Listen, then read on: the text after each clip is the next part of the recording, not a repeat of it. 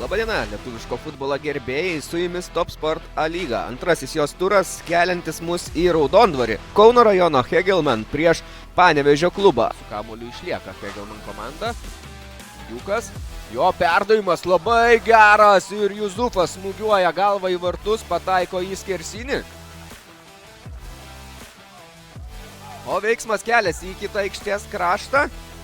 Asomao ir visai šalia, atrodo, vartų praradėjo kamuolys.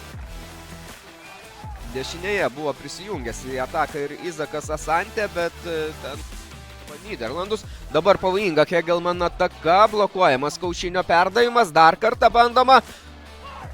Antanavičiaus smūgis sulaiko Černiauskas jį. Palaikykite rinktinę, eikite į stadioną.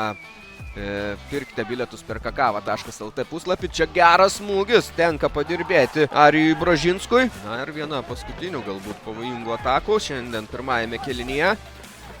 Diukas, jo perdavimas, bet perdavimas galbūt čia ir ne visai buvo, nes kamuolys skriejo tiesiai link vartų.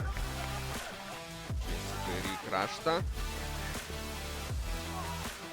Geras perdavimas, smūgis ir krenta pirmojo kėlinio pabaigoje. Pirmasis įvartis įmuša jį Vilius Armanavičius.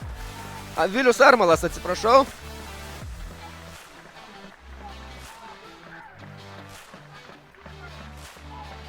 Štai taip, į rūbinę, kaip sakoma, tiesiai įmuštas įvartis. Perdavimas į baudos aikštelę, kamuolys nukreipiamas į vartų tinklą, ten Justinas Januševskis pelno įvartį pagaliau galvą. Per pasirengimo etapą jis pelnė 2 įvarčius, abu po standartinių situacijų, bet ne galvą, o koją.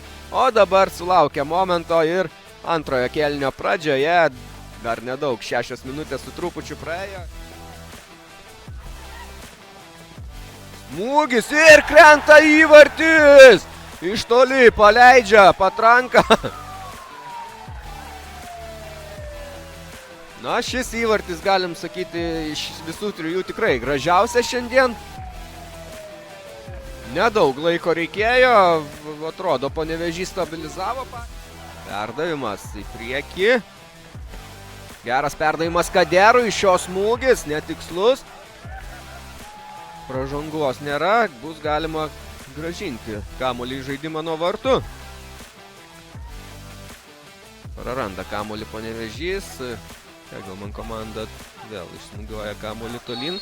Ir viskas, tai yra rungtynių pabaiga. Šiandien 2-1 pranašesni buvo Kauno rajono Hegelman futbolininkai. Jie gali šiandien su savo sirgaliais džiaugtis pirmaisiais 3 taškais.